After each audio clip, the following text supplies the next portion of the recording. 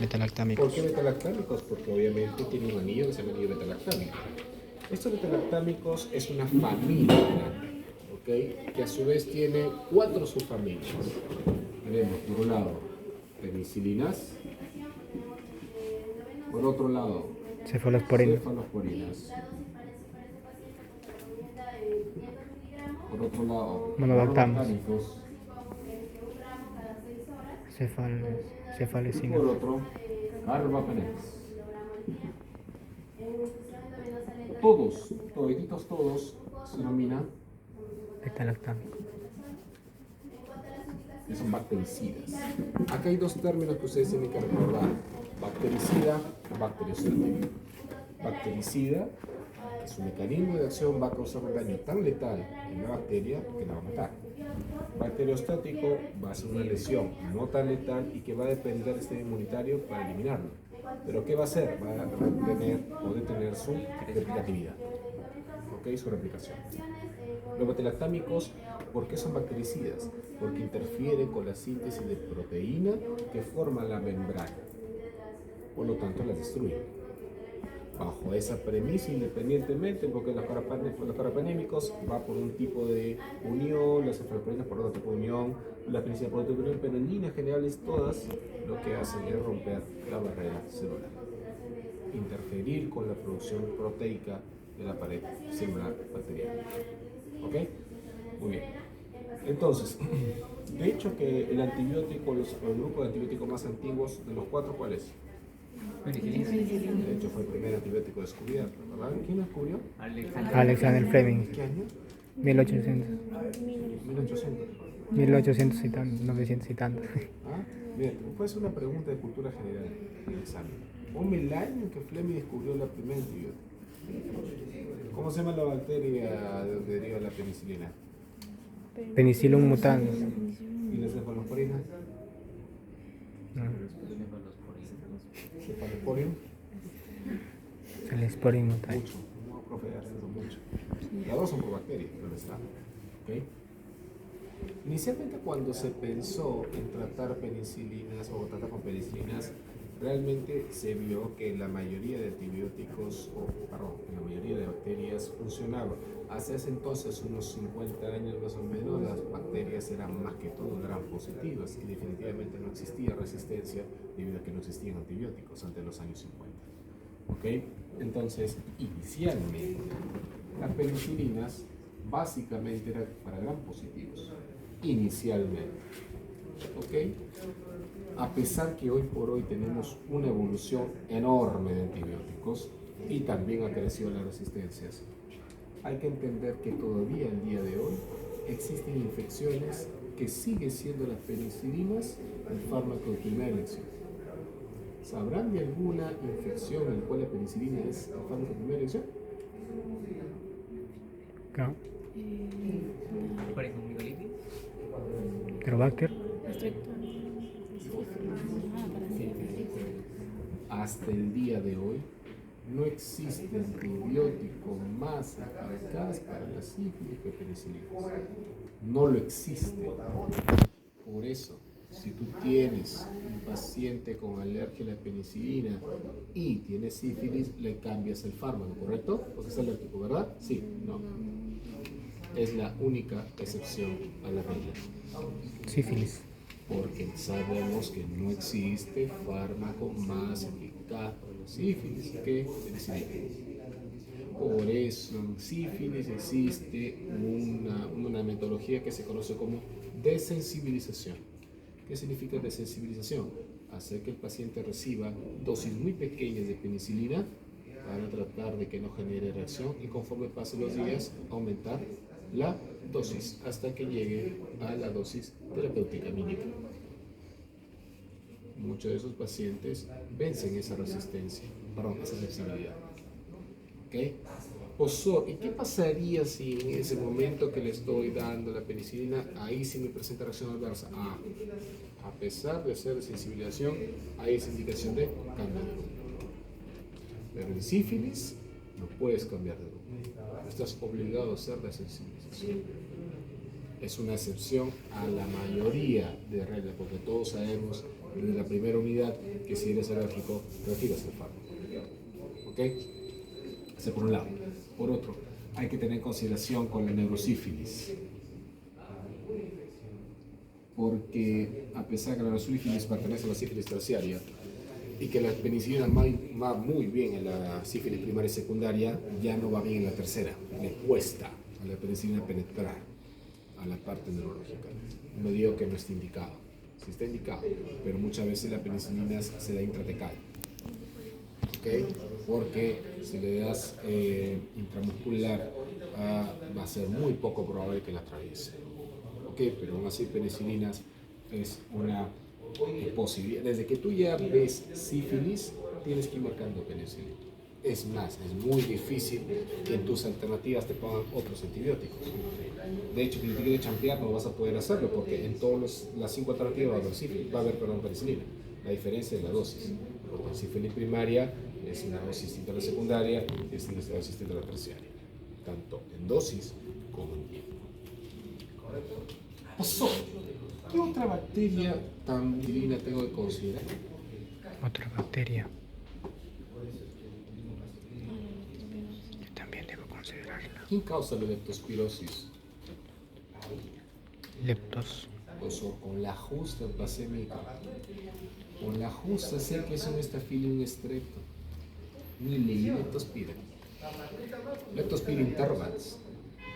¿Quién contagia la leptospira? ¿La vaca o el murciélago? Vamos, rápido.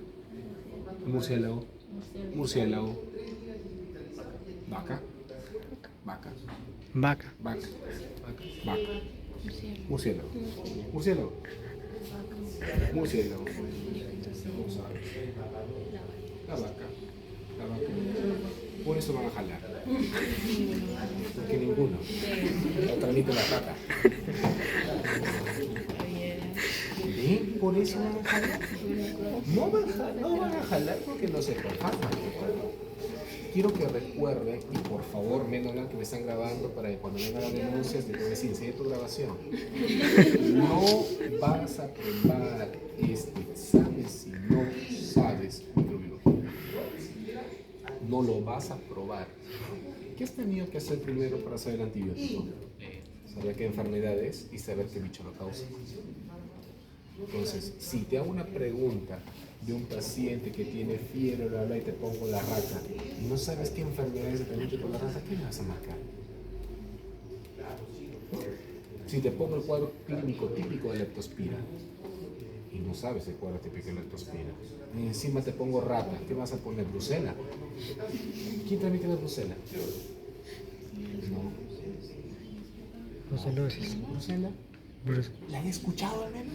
Brucelosis. Sí, brucelosis. Mira, qué bueno, la he escuchado así. No sé, un día estuve acá, y la escuché, a mí no sé qué será, pero la escuché. Brucella meritensis. ¿Qué causa la brucella meritensis? La brucelosis, profe. ¿Y qué es la brucelosis? La causa de la brucela, profe. ¿Quién la transmite? El ganado caprino. Por eso, Osor, yo soy ignorante. ¿Qué es el ganado caprino?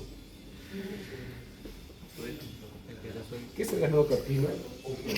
Cascadas.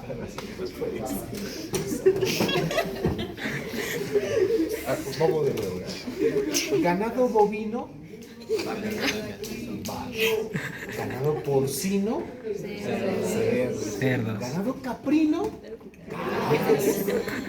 Ya quiero qué bonito es salir de la ignorancia. Yo creo qué bonito es ser no ignorante. Entonces, ahora se dan cuenta del problema en que están metidos. Y es que tienes que saber qué enfermedades son transmitidas por animales, qué enfermedades son transmitidas por secreción. ¿Quién es? Mi secretaria eléctrica. Hola. Dime. Lo primero que ustedes tienen que saber es qué enfermedades causa o qué enfermedades se puede transmitir por mosquitos, qué enfermedades se puede transmitir por la vaquita, por el porcinito, porque el mismo problema lo vamos a tener con antiparasitarios y el mismo problema lo vamos a tener con antimicóticos y el mismo problema lo vamos a tener con antivirales, porque antivirales menos. Pero bueno, los antivirales, los virus también se producen y se transmiten por animales. Si no ven COVID, como inició COVID-19. Entonces, algo que yo te pido, por favor, es que primero hagas un cuadro recordando quiénes son gram positivas, quiénes son gram negativas, quiénes son aerobias y quiénes son anaerobias. ¿Por qué? Porque cuando hablemos de espectro, es eso. ¿Qué significa el espectro de un antibiótico? El espectro de un antibiótico significa contra qué bacterias cubre. Y ahí cuando tú leas en tu GUDMA dirás, el espectro es para gram positivo, gram negativos, aerobio o anaerobios, o los tres, o los cuatro, los dos. Entonces, si no sabes qué bacteria es gram positiva, gram negativa, aerobia y anaerobia, ¿cómo vas a contestar? Entonces, lo primero que yo te recomiendo es hacer ese cuadro grandote, de recordar cuáles son tus bacterias de cada tipo para que comiences a relacionar.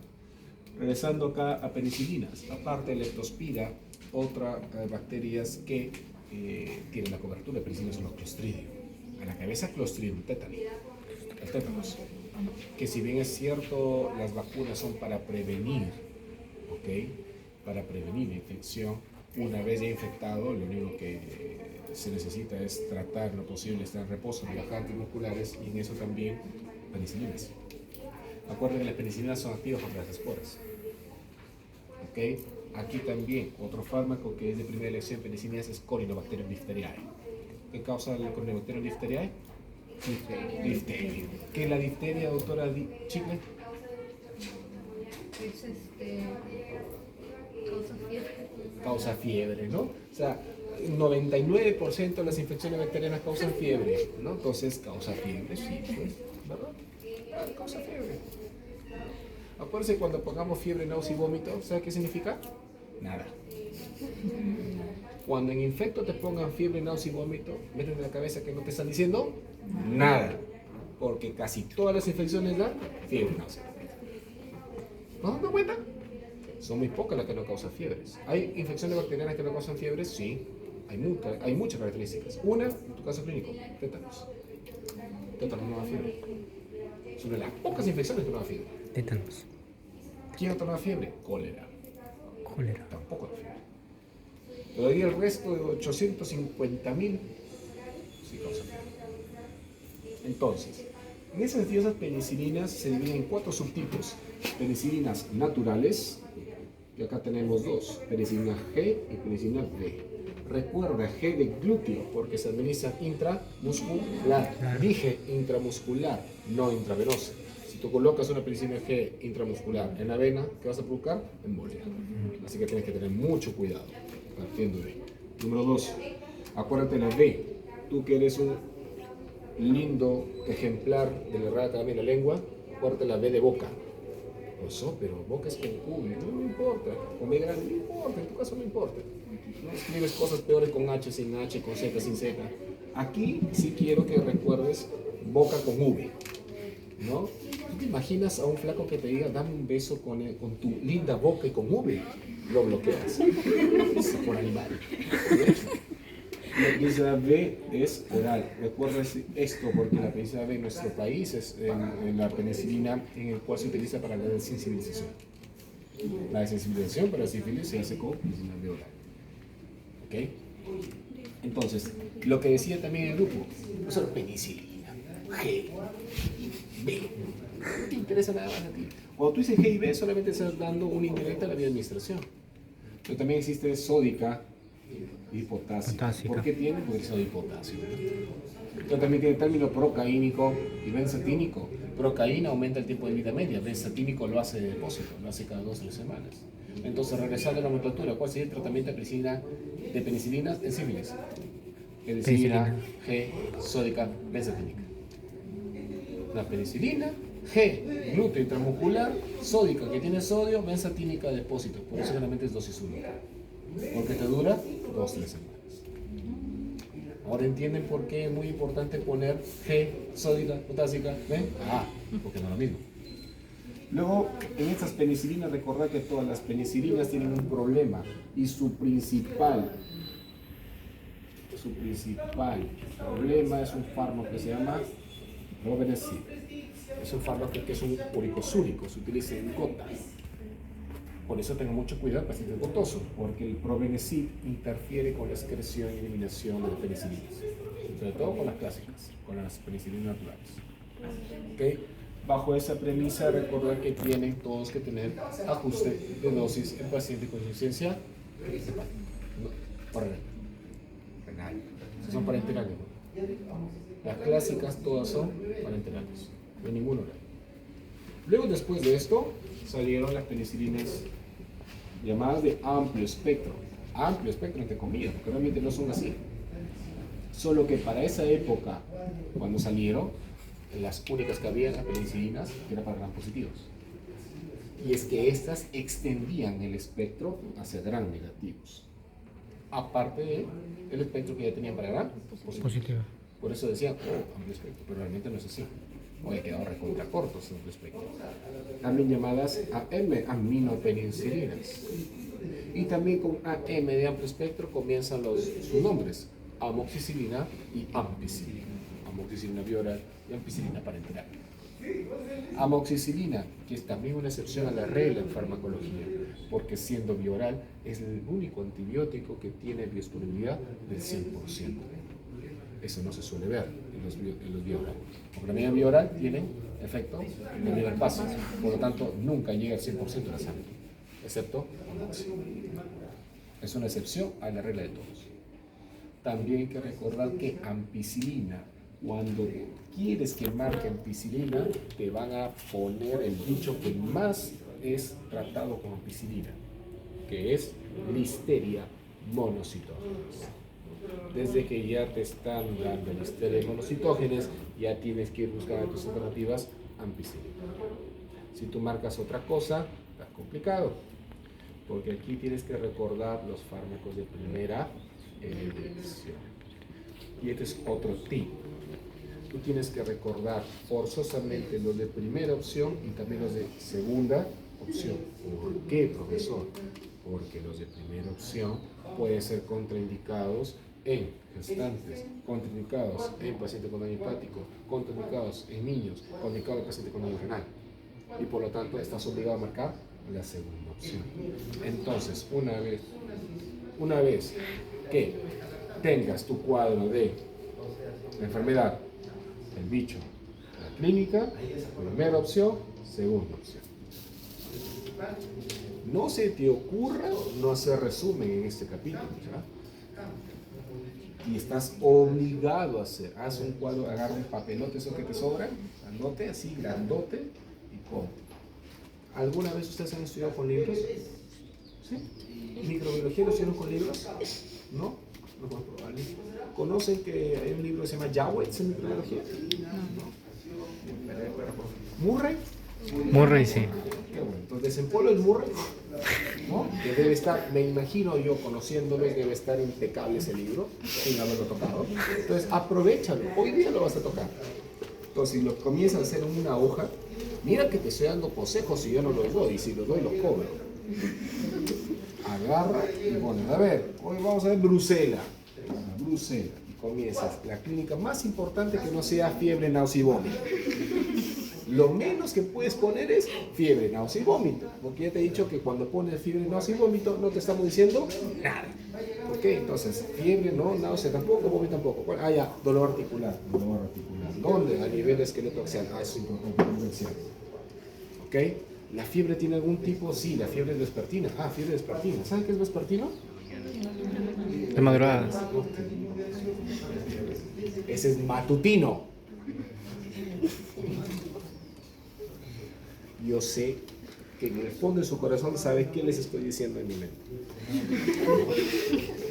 Entonces, pones Brucela, pones cuál es el bicho, Brucella melitensis, pones de este bicho si es gran positivo, gran negativo, anaerobio, y de por sí de paso si tiene un agar característico, porque yo te puedo poner agar rosa de Bengala positivo. Bueno, ¿vosotros por qué me pone eso? Porque ya lo pasaste, ¿no? Sí, ya lo pasó, yo nunca he visto, yo no sé, pero nunca y siempre tienes una oportunidad para inventar tu error.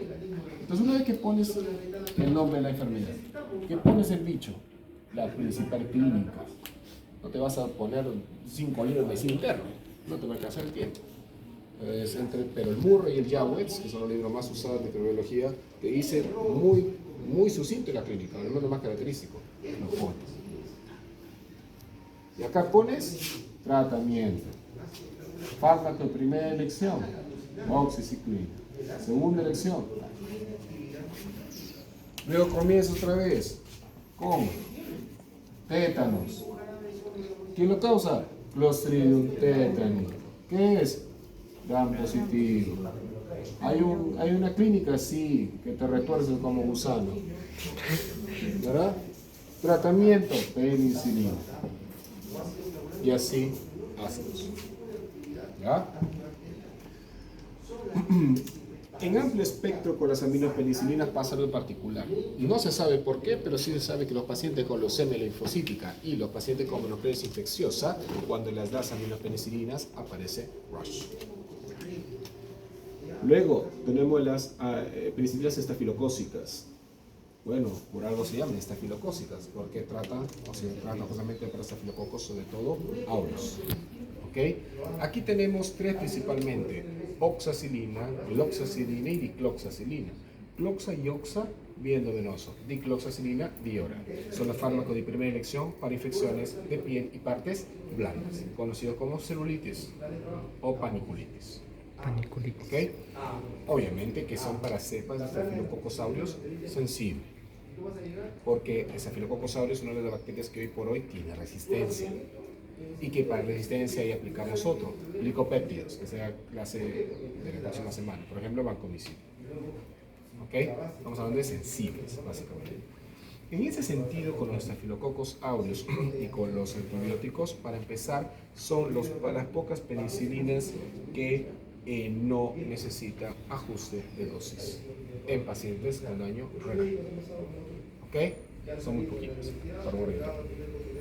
Doctor Aoki, buenas tardes. En ese sentido, estas penicilinas, si yo te pregunto, ¿cuál de todas las que hemos visto, cuáles son las únicas penicilinas hasta aquí que serían orales? Solamente dos. Por un lado, moxi, por otro lado, dicloxa. Las restos son parenterales. Y luego ya después vienen las verdaderas Buster, o sea, las potentes, ¿no? Que son las penicilinas de espectro ampliado, que son varios grupos. Resistentes a la penicilina. Carbenicilinas. Carbenicilinas. De las carbenicilinas, también llamadas carboxipenicilinas, y tenemos también las ureidopenicilinas. Carbenicilina y picarcilina como principales representantes de las carboxipenicilinas, y las ureidopenicilinas, la más conocida, piperacilina, ¿no? Pero también está acetociclina y mesociclina. ¿Por qué son importantes las carboxi y las ureido? Porque también se les conoce como penicilinas antipseudomónicas. ¿Por qué es importante reconocer la pseudomonas aeruginosa? Porque la pseudomonas aeruginosa es una infección muy brava. Es una infección muy complicada y muy resistente. Por eso, en cada grupo farmacológico siempre rescatan con quién son sensibles a pseudomonas. Y también son causas frecuentes de infecciones intrahospitalarias. ¿Okay? En ese sentido, si tú quisieras tratar pseudomonas, que ustedes lo hicieron, por ejemplo, las primeras posibilidades son estas penicilinas, claro que sí. Sin embargo, los efectos adversos de ellas más se relacionan con rash, como la mayoría de penicilinas. Y es que recuerden que el efecto adverso más común de las penicilinas es rash, alergias, reacciones de hipersensibilidad, que van desde situaciones tan pequeñas como una dermitis hasta la muerte por anafilaxia. Por eso, cuando ustedes van a dar penicilinas, por favor, siempre tienen que hacer un test de sensibilidad. Nunca se les ocurra dar penicilinas sin hacer un test, porque recuerden que son los fármacos de todo el mundo, los fármacos que les dan más hipersensibilidad. Ahora, aquí me resalta y me recuerda lo que se conoce como reacción cruzada. ¿Qué es una reacción cruzada? La reacción cruzada significa que al ser familiar, por ejemplo, tú si tienes primos, ¿tienes rasgos en común? Claro. parte genética, ¿verdad? Por ahora son familias. Estas son familias, por lo tanto también rasgos físico-químicos comparten. Entonces, ¿qué nos indica la relación cruzada? Es que cuando tú eres alérgico, también tienes probabilidad de alergia a otros. Los de los cuatro, los que causan más reacción cruzada, es penicilinas con cefalosporinas. Tú puedes, si eres alérgico a las penicilinas, tienes hasta un 25% de ser alergias a las cefalosporinas. Grosor de los cuatro, ¿cuál es el que menos reacción cruzada me produce? Fácil y sencillo. Cuando eres alérgico a un grupo, el otro también te va a dar algo si es. Monobactámicos. Los monobactámicos son los que menos reacción cruzada produce de hipersensibilidad. ¿Ok? Aprovechando monobactámicos, aquí el único representante es Astronam. El problema con Astronam es que nos quedamos muy cortos en el espectro, porque solamente me sirve para gram negativos aerobios. Nada más. Anaerobios. Aeróbico. Estos gram negativos casi siempre ya son resistentes a Astronam. Y por lo tanto, como ya son casi resistentes, de hecho que ya no me sirve mucho. ¿Ok? Con cefalosporinas. Cefalosporinas tienen familias, de las cuales las cefalosporinas se dividen en primera, segunda, tercera, cuarta y quinta generación. Aquí la generación es importante que recuerdes. ¿Por qué? Porque la generación se diferencia por el espectro. Me explico. Para empezar hay que recordar que la mayoría, no todos, pero la mayoría de cefalosporinas de primera generación tienen una A en su nombre. ¿Ok? Tiene una. Por ejemplo, Cefasolina. por ejemplo. ¿no? Cefasolina. Estas, las cefalosporinas de primera generación, son básicamente para gram Positivos. positivos. Por eso, generalmente se utiliza para infecciones de vías respiratorias, también se utiliza generalmente como profilaxis quirúrgica. ¿Ok? Las de segunda generación, generalmente dentro de su nombre, tienen una O o una U. Por ejemplo, cefotaxima. O por ejemplo, cefuroxima. ¿Ok? Ojo, no es regla, pero te puede ayudar a orientar. Aquí las segunda generaciones es también para gram positivos, pero un poco más para gram negativos. Un poquito más. En la tercera generación tienen en su nombre una D, una P o una T. Por ejemplo, ceftriaxona, que es la vedette de este grupo. Por ejemplo, ceftazidima. ¿Okay? ¿Por qué es importante la tercera generación? Para empezar, porque aquí el espectro cambia radicalmente. Aquí comienza el espectro más para gram Negativo. negativos. Pierde las cefalosporinas la sensibilidad para gram positivos. Bajo esta premisa de la cefalosporina de tercera generación, tenemos que saber de que todas son parenterales excepto una. ¿Cuál es?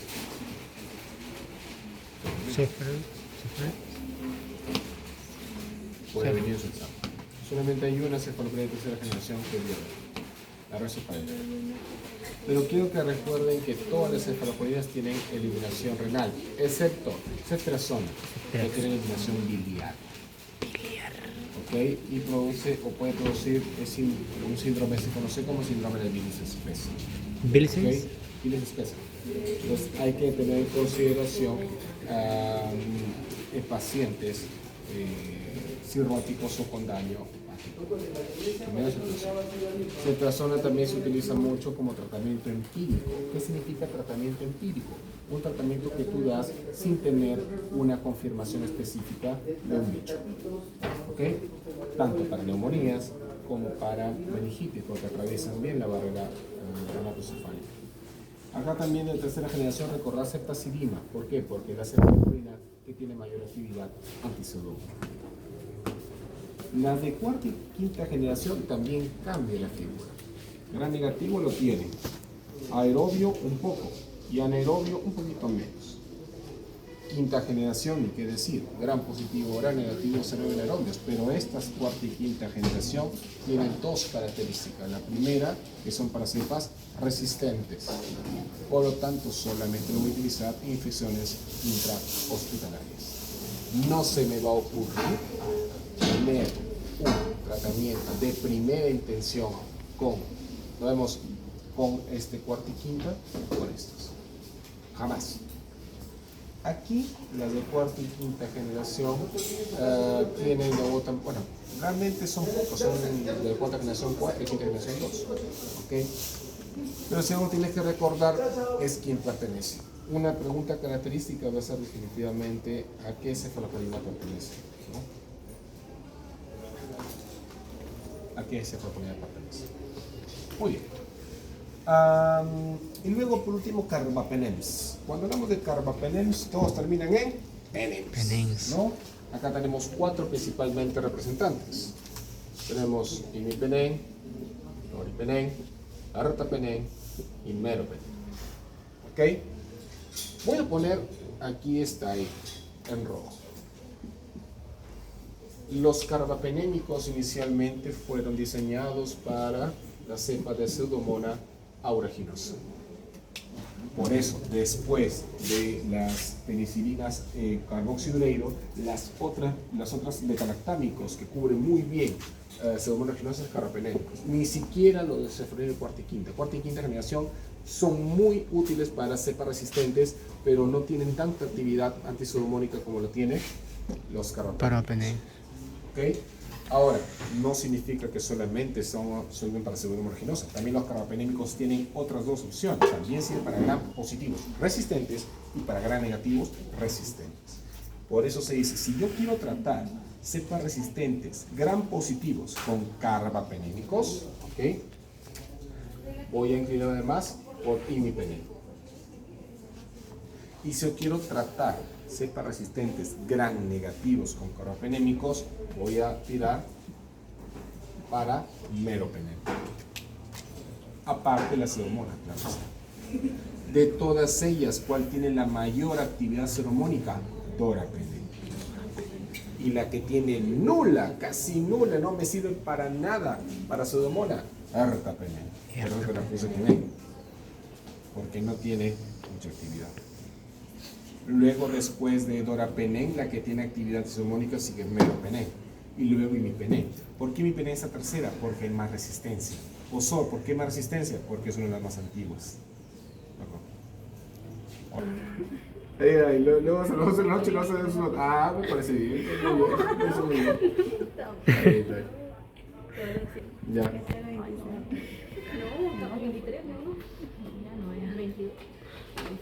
¿Se han inspirado? Bueno, pero no sé si es de hecho que se y se han aplazado 24. Mira, si yo fuera tú y voy aplazado, ni me voy. ¿Cómo voy a pagar la Navidad? ¿Sí o no? Y encima me van a cenar. No, eso ya fue.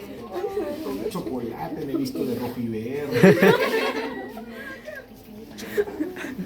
Muy bien, entonces, decía que estos carbapenémicos, el imipenem, había perdido sensibilidad por la resistencia, porque ha sido uno de los más antiguos. ¿Okay? De todos ellos, necesita ajuste de dosis. Recordad que imipenem es el que causa más cuadro convulsivo, por lo tanto está contraindicado en pacientes con cualquier evento, cualquier patología de convulsiones. ¿Okay? En ese sentido, hay que recordar imipenem que tiene una particularidad. El riñón tiene una enzima que se llama dihidropeptidasa 2. Esta enzima, normalmente, si el imipenem va solito, la desactiva, la inhabilita, como fármaco. ¿Okay? Entonces, por eso el imipenem necesita un escudo para protegerla de esa inactivación renal. Y esa imipenem se llama cilastatina. No confundir cilastatina con colistina. Cilastatina es la que va a evitar que el imipenem sea degradado por riñón. La colistina es un antibiótico, que lo veremos la próxima semana. ¿Okay? La próxima semana veremos 46 antibióticos. Así que la próxima semana vengan bien relajados, ¿no? Dúchense, vengan bañaditos para que todos los conocimientos sepan. Todos son seguros en la gestación. Si tú quieres utilizar beta-lactámicos, los más seguros para utilizar son cefalosporinas, sin ninguna duda. Por lo tanto, en la gestación, las cefalosporinas van a ser tu principal arma, tu principal tratamiento. Son muy seguros. ¿Preguntas? ¿Dudas? ¿Los bactericidas eran de reacción cruzada? No, me refería, esto no tiene nada que ver. Bactericida significa el mecanismo, significa que tiene un mecanismo letal el cual destruye la bacteria. Todos los beta-lactámicos son bactericidas. Las reacciones cruzadas tienen que ver con la sensibilidad, en el cual definitivamente que todas dan alergias y obviamente si eres alérgico a un grupo puedes hacerlo a cualquiera de los otros 4 y la que más alergia produce son esta reacción cruzada entre penicilinas con cefalosporinas. ¿Ok? ¿Dudas? ¿Preguntas? Muy bien, son libres como el viento.